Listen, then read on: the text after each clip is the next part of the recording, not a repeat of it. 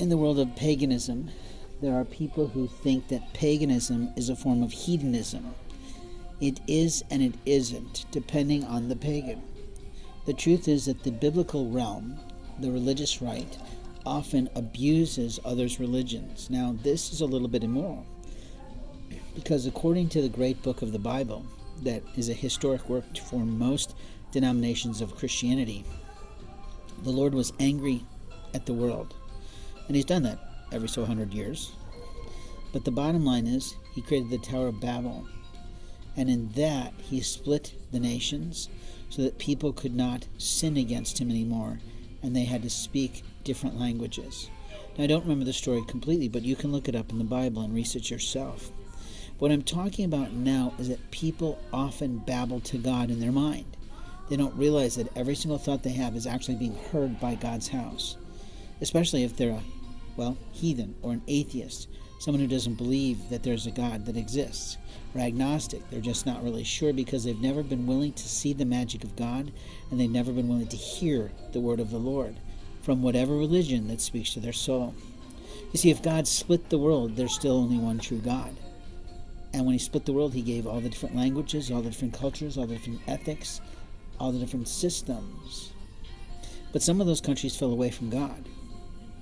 And yet some countries still retained a version of God, a philosophy of the Lord, a faith base for their version of their deity.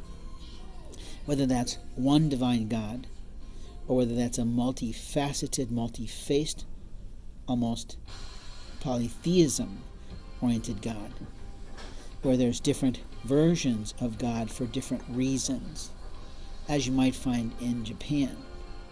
And then the or what they call demigods, those gods underneath God. And I'm not a theologian, so I can't give you all the words that are perfect at this time, despite the fact that I've read probably 200 books on God.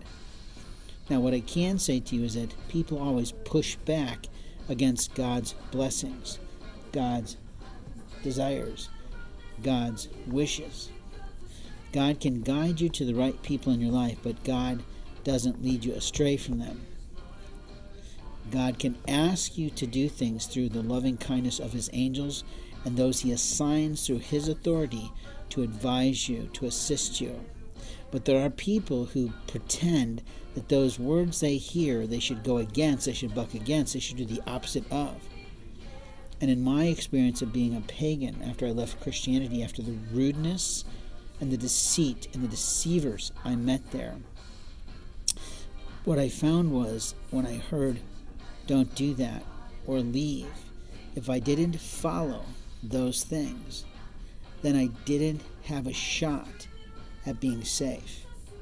Now that doesn't sound strange to people. It does sound strange because what I'm saying is if you go against the advice of the angels, you might not get the proper lessons for your life, but you might get some really rough lessons for your life.